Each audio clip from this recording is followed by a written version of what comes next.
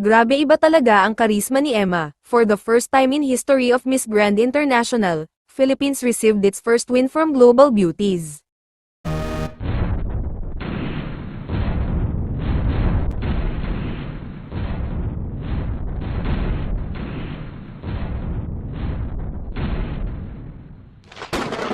At sa kauna-unahang pagkakataon nga ay napasama ang Pilipinas sa top 5 choices of Global Beauties, at siya pa ang nanalo bilang Best Choice. First time ito in history ng pagsali ng Philippines in Miss Grand International, dahil ramdam naman ng lahat na mula pa noon, hindi na bet ng Global Beauties ang kahit na sinong pambato from Philippines before. May hinala nga ang mga Filipino fans na hate ng Global Beauties ang candidates from Philippines since it is thought to be an Indonesian page, but everything changed dahil kay Emma. She set this new standard for the Philippines delegation to Miss Grand International. Kung si CJ Opiaza noon ay naitaas na ang bandila ng Pilipinas sa kanyang performance, now mas itinaas ni Emma ang standard, at baka mas mahirapan pa si Arnold Vegafria na makahanap ng katulad ni CJ, or katulad niya. Kasama sa top 5 choices ng Global Beauties ay sina Miss Grand Spain, Miss Grand Ghana, Miss Grand Czech Republic, and Miss Grand Thailand. Bukod sa Global Beauties, kasama rin siya sa top 3 choices of Pageant Insider,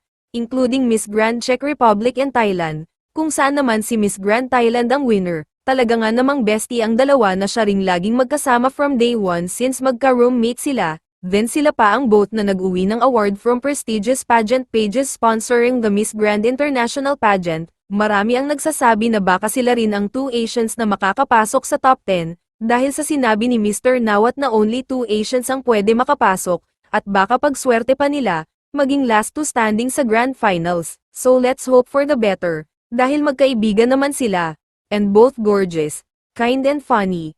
Any of the two can be crowned. Anong masasabi mo rito? Please comment down. Please like and subscribe. Thank you.